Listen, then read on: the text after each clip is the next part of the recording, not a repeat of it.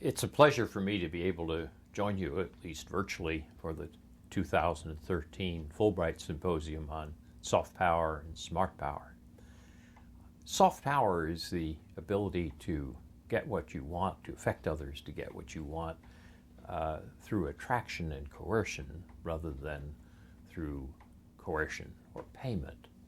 And smart power is the ability to combine soft and hard power in effective strategies.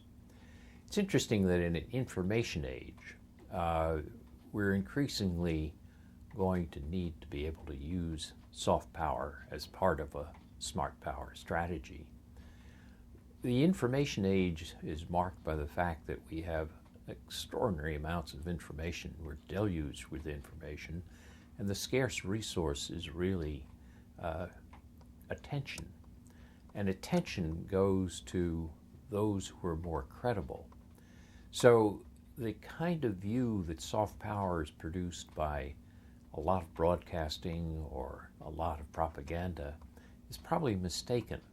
I think what we find out is that the more credible information comes from personal-to-person relations. So if we think of public diplomacy as the ability to address directly the peoples of another country, the idea of the 1930s that you do this by propaganda broadcasts is long gone. You do it now more through direct two-way contact.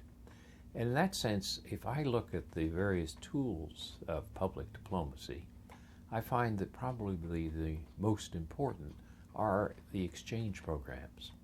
In exchange programs, you have people who are actually listening as well as broadcasting, and who can engage in a two-way dialogue. And that creates credibility. When you have a government broadcast, there's a tendency for people to discount it, that that's what the government of the other country wants you to hear or think. When you have a real live person in front of you, and you can go back and forth and ask questions and criticize, you develop a sense of credibility, because you can then judge how the other person is acting or responding. What this means is that many of the most important tools of public diplomacy, tools that produce soft power, come from exchange programs.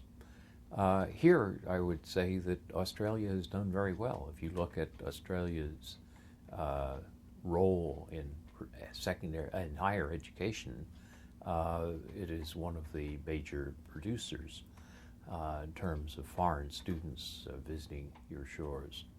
And it's interesting if you look at the generation of soft power. A great deal of it is generated not by governments but by civil society. So, for example, if you take American soft power, I would say that more of it is generated by American universities and by American entertainment industries than it is by government actions or broadcasts. Indeed, sometimes government actions can step on the message, can get in the way of soft power. I'm always struck when I talk to friends in China about soft power that they have to take this on board better than they do now.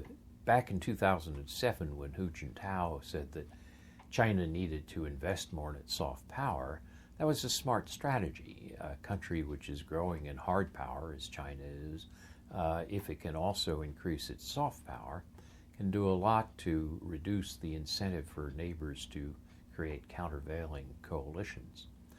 But I feel that the Chinese have often put too much emphasis on the government's role in generating soft power and not enough on civil society. So China can do wonderful things like stage the 2008 Olympics or the 2010 Shanghai Exposition, but then they go and they put somebody like Ai Weiwei in jail or Liu Xiaobo in jail or leave an empty chair at the Nobel Peace Prize ceremony.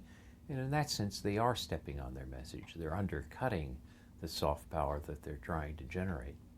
So I think the great virtue that Australia and other societies have is the ability to be open and self-critical. to be reflective, not to have the government fully in control of everything. And that's what exchange programs are best at. They allow a chance for people to go back and forth, argue with each other, be critical, and that creates a credibility which I think in the larger picture helps to generate real soft power. So soft power is not the possession of any one country or any one culture. It's basically something that all humans use all the time as we try to find ways to affect others to get the things we want. But in an information age, we're going to have to realize more and more that soft power depends upon attention, which depends upon credibility, which means, to put it in a short form, the best propaganda is not propaganda. And that's what's so good about exchange programs. So I wish you well with your symposium, and I hope that you will be able to deepen those thoughts as you progress. Thank you very much.